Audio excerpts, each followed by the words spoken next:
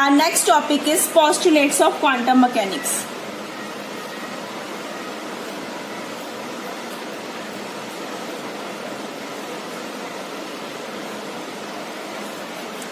अब हम क्वांटम के कुछ पोस्टुलेट्स की बात करते हैं।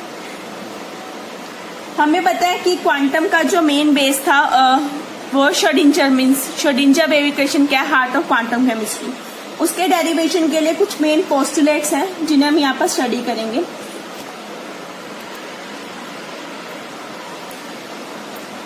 Our first postulate is for every time independent state of a system, the function psi, जिस वेव फंक्शन की हमने पहले भी बात की थी आइगन फंक्शन और आइगन वैल्यू में, उस साई की बात करें। ये साई क्या होगा, must be single value, finite and continuous. ये तीनों टर्म्स हम पहले भी पढ़ चुके हैं वहां पर। तो जो साई होना चाहिए वो सिंगल वैल्यू भी होना चाहिए, सिंगल वैल्यू फंक्शन, कॉन्टिन्यूअस, और क्या आना चाहिए, finite. Done. Second, to each observable quantity in classical mechanics like position, velocity, momentum, energy, जितनी भी ऐसी क्वांटिटी जिन्हें हम मेजर कर सकते हैं क्लासिकल में, क्वांटम में उन सब के साथ कोई ना कोई कोरस्पॉन्डिंग ऑपरेटर जरूर होता है। जैसे कि अगर तो उसका ऑपरेटर क्या हो गया, एक्स कैप। मोमेंटम का भी हमने पढ़ा था, क्या था, पी कैप, जिसकी वैल्यू क्या थी, h/2πi curly by curly x. अगर मैं यहाँ एक्स की बात करूँ तो curly by curly x. Y पे एक्सिस पे बात करोगे तो वाई आ जाएगा, जेड की बात करोगे तो जेड आ जाएगा। स्क्वायर की बात करो तो इसका होल स्क्वायर हो जाएगा। डन। जब हमने इसका ऑपरेटर था एनर्जी का operator, half m v square के, इसे हम ऐसे लिख सकते हैं 1/2m एम वी स्क्वायर। ये क्या आ जाएगा, पी के बराबर, क्या आ जाएगा, पी स्क्वायर x/2m। डन। और यहाँ पी एक्स की वैल्यू हमने ऊपर भी निकाल लिया, वो क्या थी, h/2πi curly square by curly x का स्क्वायर, इस सब का टर्म का स्क्वायर इंटू 2m। हमने ऊपर जो पी एक्स है उसका स्क्वायर करके यहाँ पे लिख दिया, साथ में 2m वैल्यू आ गई। अब जब हम इसे खोल लेंगे तो हमारे पास टी कैप किसके बराबर आ जाएगा, टी की वैल्यू। अब इसे यहाँ पे देखो, h² अपॉन 2 का स्क्वायर 4 2 जा 8 pi square m curly 2 by curly x square. Done. और आयोटा का स्क्वायर क्या हो जाता है हमारे पास, -1, तो हम यहाँ पे आ जाएगा माइनस वैल्यू। ये आ गया हमारा काइनेटिक एनर्जी का ऑपरेटर। टोटल एनर्जी ई क्या होता है, सम ऑफ काइनेटिक प्लस पोटेंशियल, दोनों का सम हो जाएगा। पोटेंशियल के लिए हम उसे v से ही प्रेजेंट करते हैं। टी हम ऑलरेडी निकाल चुके थे, वैल्यू आ गई h² upon 8 pi square m curly 2 by curly x square plus v over the x। ये कल भी हमने पढ़ा था, जो हमारा मेन एनर्जी का ऑपरेटर आया था जिसका नाम दिया था हमने हैमिल्टोनियन ऑपरेटर। तो जितनी भी ऑब्जर्वेबल क्वांटिटी थी in classical mechanics like position, velocity, momentum, energy, इन सब के साथ कोई ना कोई ऑपरेटर जरूर होगा क्वांटम मैकेनिक्स में। उन ऑपरेटर्स को हमने यहाँ पे पढ़ा। थर्ड पोस्टुलेट, हमने कहा साई जो है एक वेल डिफाइंड फंक्शन है। अगर वो एक वेल डिफाइंड फंक्शन है, मीन्स एक आइगन फंक्शन है, तो उसे इस कंडीशन को सेटिस्फाई करना पड़ेगा, that is a cap psi is equal to a psi. Means a cap यानी एक ऑपरेटर को एक वेव फंक्शन पे अप्लाई किया, हमारे पास एक वैल्यू आ गई और वो वेव फंक्शन वापस आ गया। अगर वो इस कंडीशन को फुलफिल करता है तो वो क्या आ जाएगा, एक आइगन फंक्शन हो जाएगा, और ये वैल्यू क्या हो जाएगी, हमारी आइगन वैल्यू हो जाएगी। डन। नेक्स्ट फोर्थ है, अगर कोई वेव फंक्शन इस कंडीशन को सेटिस्फाई नहीं करता तो इसका मतलब वो आइगन फंक्शन नहीं है, और ना ही ये वैल्यू क्या, एक आइगन वैल्यू। अगर वो आइगन फंक्शन नहीं है और ये वैल्यू आइगन वैल्यू नहीं है तो ये सिर्फ क्या रह जाएगी, प्रोबेबिलिटी, मीन्स किसी भी चीज के मिलने के चांसेस। डन। तो ये जस्ट क्या आ जाएगी हमारे पास, प्रोबेबिलिटी के बराबर। डन। इसका फोर्थ पोस्टुलेट था। फिफ्थ पोस्टुलेट की बात करते हैं हम यहाँ पर। हम यहाँ पे निकालते हैं average value of A quantity. अब कोई भी क्वांटिटी ए है, उसकी एवरेज वैल्यू हमारे पास क्या आ जाएगी, ए बार। वो किसके बराबर आएगी हमारे पास, A cap psi over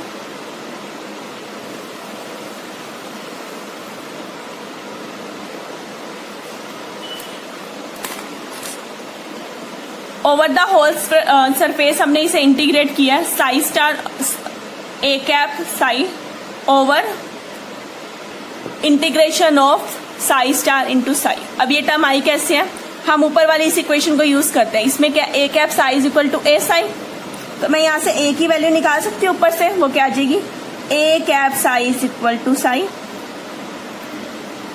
done. यहाँ से साई साई कैंसिल नहीं करना बिकॉज उस वाले वेव फंक्शन पे ऑपरेटर अप्लाई हुआ है, इसमें वाले में वो वेव फंक्शन वापिस आया अपनी आइगन वैल्यू के साथ। डन। अब ये वैल्यू आ गई, इसको इसके कॉम्प्लेक्स कंजुगेट से मल्टीप्लाई कर दिया और इंटीग्रेट कर दिया। ऐसे ही नीचे से कॉम्प्लेक्स कंजुगेट से मल्टीप्लाई किया और इंटीग्रेट कर दिया, तो हमारे पास क्या आ गई उसकी एवरेज वैल्यू आ गई, उसकी क्वांटिटी। डन।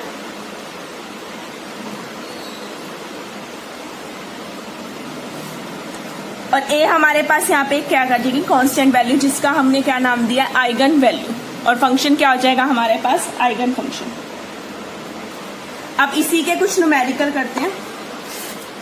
हमारा फर्स्ट न्यूमेरिकल है इसके लिए, वो कहते हैं which of the following operator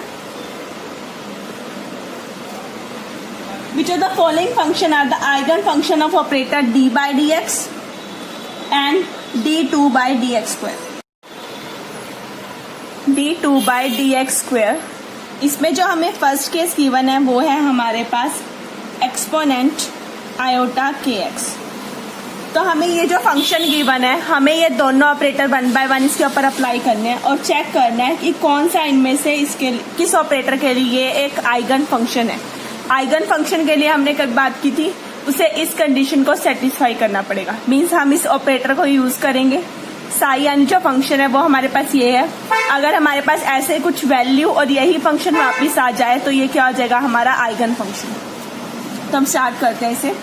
सबसे पहले अप्लाई करते हैं इसके डी बाई डी एक्स यानी कि ऑपरेटर, फंक्शन आ गया एक्सपोनेंट आयोटा के एक्स यानी ई रेज टू पावर आयोटा के एक्स।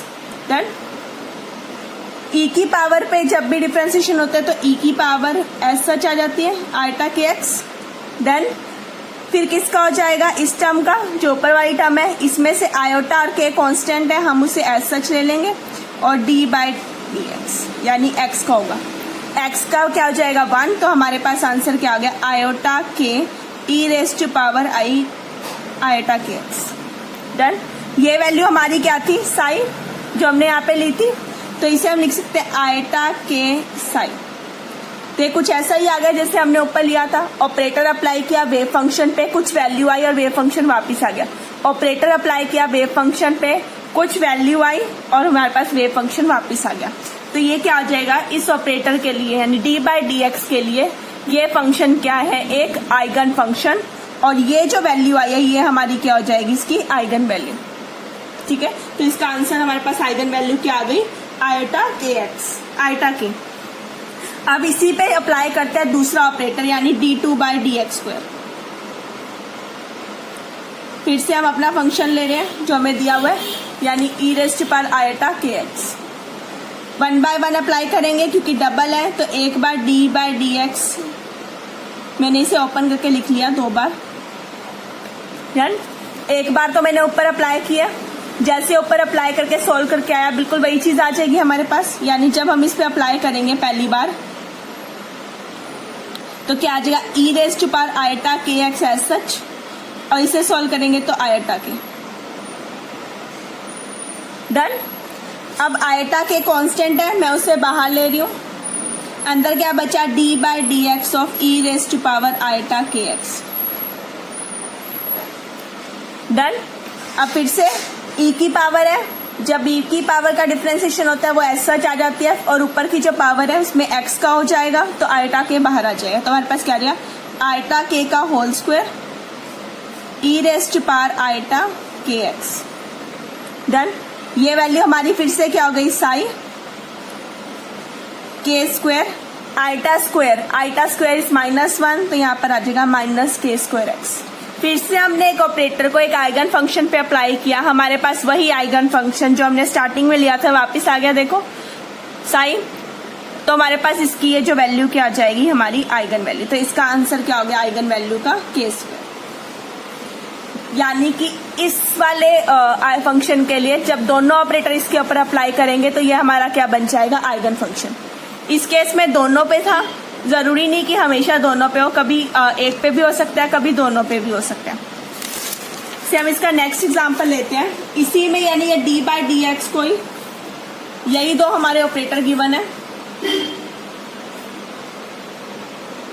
इस बार हमारा जो फंक्शन वो हम ले रहे हैं वो है साइन के एक्स, यानी इसके ऊपर मुझे अप्लाई करना है। फिर से अप्लाई करते हैं, d by d x over sine k x. जब साइन पे अप्लाई होगा, साइन को डिफरेंशिएट करते हैं तो क्या आ जाता है, कोस के एक्स। फिर के एक्स का होगा, के बाजेगा बाहर, यानी कि के एक्स। अब देखो, एक ऑपरेटर को एक वेव फंक्शन पे अप्लाई किया, अब यहाँ साइन तो नहीं आया ना, यहाँ तो कोस आ गया, यानी वो वेव फंक्शन वापिस नहीं आया, तो यानी ये क्या है, एक आइगन फंक्शन नहीं है, नॉट एन आइगन फंक्शन। अगर ये आइगन फंक्शन ही नहीं है तो ये वैल्यू क्या होगी, आइगन वैल्यू ही नहीं होगी। डन। अब दूसरे वाला ऑपरेटर अप्लाई करते हैं, that is d two by d x square over sine k x. फिर से 1 बाय 1 अप्लाई होगा, पहले डी बाई डी एक्स होगा ओवर साइन के एक्स। अभी देखो, पहले मैंने ऊपर अप्लाई किया है तो यहाँ पे क्या आ जाता है, कोस। अब ये ऑपरेटर कोस पे अप्लाई होगा, के तो कांस्टेंट है, बाहर आ गया। जब कोस पे अप्लाई हुआ, कोस का आ जाता है माइनस साइन के एक्स, और जब इसके ऊपर अप्लाई होगा तो के फिर से बाहर आ जाएगा। तो मेरे पास ये आ गया। इसे हम सॉल्व करके लिखेंगे तो बनेगा माइनस के square sine k x. Operator को वेव फंक्शन पे अप्लाई किया, वही वेव फंक्शन वापिस आ गया। देखो, साइन के एक्स वापिस आ गया, यानी ये क्या हो गया, साई।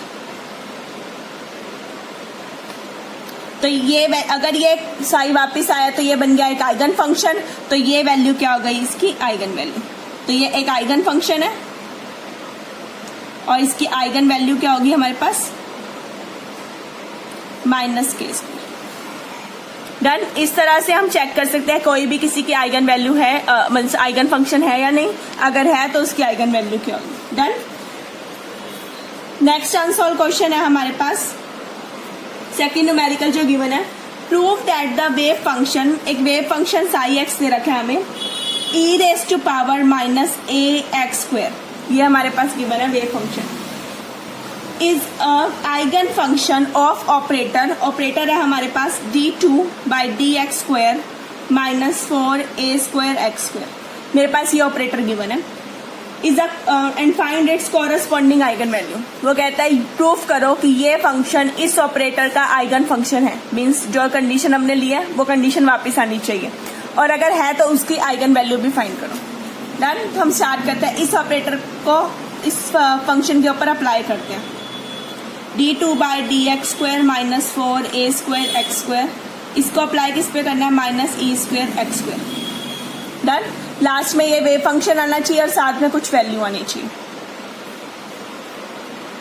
1 बाय 1 अप्लाई करो, d two by d x square over e raise to power minus a x square minus 4a square x square e raise to power minus a x square. Done. Multiply कर दे दोनों के साथ। अब यहाँ पे 2 power है तो दोनों को ओपन कर करके लिखेंगे, तो आ जाएगा D by d x, D by d x.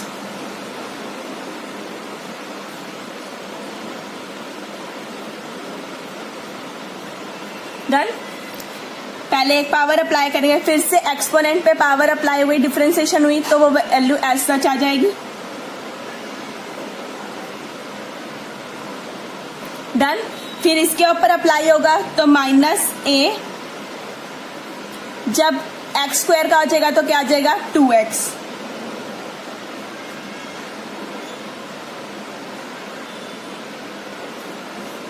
हमारे पास ये वैल्यू आ गई, बाकी सब हमने एज सच लिख दिया। डन। अब यहां से देखो, माइनस 2a कांस्टेंट है, उसका तो कोई डिफरेंशिएशन होना नहीं, तो हम उस टर्म को क्या ले लेते हैं, बाहर। अंदर क्या बचा, d by d x into x e raise to power minus a x square minus 4a square x square e raise to power minus a x square. Done. अब 1 बाय 1 अप्लाई करेंगे। यहाँ पर देखो प्रोडक्ट बन गया दो function का, एक x है और एक ई रेस टू पावर वाला है।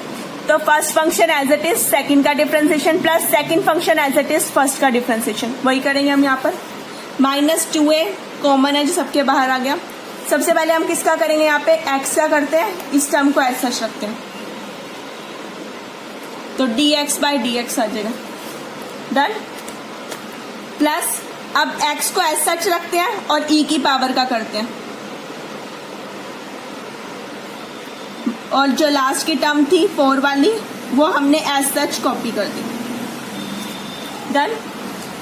-2a dx/dx 1 हो गया, तो यहाँ बचेगा e⁻−ax² प्लस x। इसका करेंगे, एक्सपोनेंट है, वो टर्म वैसे की वैसे वापिस आएगी।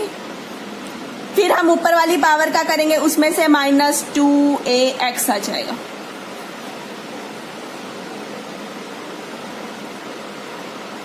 अब ब्रैकेट ओपन करते तो पहले बन गया -2a e⁻−ax² plus minus minus क्या हो गया प्लस, 2 2 ज़ा 4 a² x² e⁻−a² x² -4 a² x² e⁻−ax², done. सारी टर्म को हमने ओपन करके लिख दिया। अब ये टर्म और ये टर्म क्या कॉमन, तो कैंसल आउट हो जाएगी, हमारे पास क्या बचेगा -2a e⁻−ax²। अब स्टार्टिंग में जब हमने शुरू किया था तो ये हमारा क्या था, फंक्शन, जिस वेव फंक्शन पे हमने इसे अप्लाई करना था वही वेव फंक्शन यहाँ पर क्या आ गया, वापिस आ गया। तो ये -2a साई बन गया, यानी एक ऑपरेटर को एक वेव फंक्शन पे अप्लाई किया, वही वेव फंक्शन वापिस आ गया, साथ में कुछ वैल्यू आई, तो ये क्या बन गया, एक आइगन फंक्शन। तो आइगन वैल्यू हमारी क्या हो गई इसकी, -2a। ये आपकी बुक का अनसॉल्व न्यूमेरिकल था, इसका आंसर बुक में गलत है, 6 से गिवन है, -6 से, और राइट आंसर इसका आएगा -2a, डन।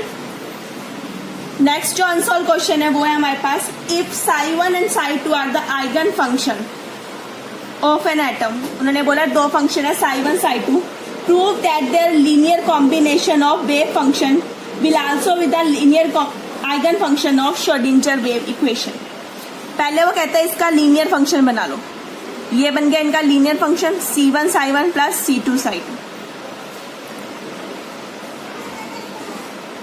वो कहते हैं इसका जो लीनियर कॉम्बिनेशन है प्रूफ करो कि वो भी क्या, एक eigen function of Schrodinger wave equation, done. तो श्रोडिंगर वेव इक्वेशन यानी एक एनर्जी इक्वेशन है, तो हम इस पे जो ऑपरेटर अप्लाई करते हैं वो एनर्जी का ऑपरेटर अप्लाई करते हैं, h⁻psi। साई की वैल्यू आ जाएगी हमारे पास c1 psi1 plus c2 psi2। हमें प्रूफ करना है ये भी क्या है, एक आइगन फंक्शन है, तो ये जाएगा c1 h⁻psi1 plus c2 h⁻psi2, done. उन्होंने पहली लाइन में क्या कहा था, psi1 and psi2 are eigen function, ये दोनों ऑलरेडी एक आइगन फंक्शन है, मीन्स जब इन पे ऑपरेटर अप्लाई करेंगे तो ये फंक्शन वापिस आएगा, साथ में कुछ वैल्यू वापिस आएगी। अब क्योंकि मैंने यहाँ पर कौन सा ऑपरेटर अप्लाई किया, एनर्जी का ऑपरेटर हैमिल्टन, तो वैल्यू भी कौन सी आएगी, एनर्जी की, ई, डन। यहाँ से मैं ई को बाहर ले सकती हूँ, अंदर क्या बचेगा c1 psi1 plus c2 psi2। अब c1 psi1 plus c2 psi2 क्या किसके बराबर है, साई के बराबर, तो यहाँ पे हमारे पास क्या आ जाएगा, ई साई, डन। तो हमने जो लीनियर कॉम्बिनेशन लिया था उसने भी आइगन की वैल्यू को क्या कर दिया, आइगन की कंडीशन को क्या कर दिया, सेटिस्फाई कर दिया, मीन्स ये भी हमारे पास क्या है, एक आइगन फंक्शन, डन। तो ये इसकी क्या आ जाएगी हमारे पास, आइगन वैल्यू। ये आपकी बुक के 3 अनसॉल्व न्यूमेरिकल थे। एक और डिफरेंट टाइप का न्यूमेरिकल ले रहे हैं हम, find the value of operator del square apply करना है, Laplacian operator over the function 3x² plus 2y² plus 6z²। कुछ भी गिवन हो सकता है, लैप्लेशियन को अप्लाई करना है इसके ऊपर। लैप्लेशियन ऑपरेटर क्या था, इसे खोल के लिखूं तो क्या था, del2/del x² plus del2/del y² to bye del z²। इसको इस ऑपरेटर पे अप्लाई, फंक्शन पे अप्लाई कर दो, डन। अब मुझे यही फंक्शन या तो वापस चाहिए और साथ में कुछ इसकी वैल्यू आ जाएगी, इसकी हमें वैल्यू फाइंड करनी है ऑपरेटर की। इसको इसके ऊपर अप्लाई करें। यहाँ पे इसे आइगन फंक्शन नहीं, जो आंसर आएगा वो वैल्यू निकालनी है। करें अप्लाई। एक्स वाले को एक्स वाले पे अप्लाई कर देते हैं। मैंने ओपन करके लिख दिया, एक्स वाला अलग, फिर ये आ जाएगी वाई की टर्म, फिर प्लस में आ जाएगी जेड की टर्म। डन। तीनों टर्म्स को मैंने साथ में लिख दिया, एक्स वाली, वाई वाली एंड जेड वाली टर्म। अब इसको एक्स के रिप्रेजेंट करें। वैसे तो आप इसे 2 टाइम्स करेंगे, 1 चाहे तो आप अलग अलग कर सकते हैं, मैं यहाँ पे डबल टाइम्स ही कर रही हूँ। जब 1 टाइम हो जाएगा एक्स का तो क्या जाएगा, 3 2 6x। एक बार किया। वाई के केस में 0, जेड के केस में 0। डन। अब वाई पे आते हैं। एक बार वाई का करते हैं, x0, वाई के केस में 2 2 4y, rest term is 0। Z के केस में करेंगे x0, y0, जेड का आ जाएगा 6 2 12, 12z। फिर से x के रिप्रेजेंट वे करेंगे, x का 1 6 आ जाएगा, इसका आ जाएगा 4, इसका आ जाएगा 12। 6 और 4 10 और प्लस 12 इज 22। तो ये हमारा क्या आ गया इसका आंसर, वैल्यू। डन। तो ये हमारे पास कुछ न्यूमेरिकल थे पोस्टुलेट्स के और ऑपरेटर के। आपकी बुक में और भी न्यूमेरिकल्स गिवन है इसके जो सॉल्व है, आप एक बार उन्हें पढ़ सकते हो, ठीक है, और हाथ से सॉल्व करके देख लेना। डन। यहाँ पर हमारा एक और टॉपिक खत्म हो गया, postulates and operators. Thank you.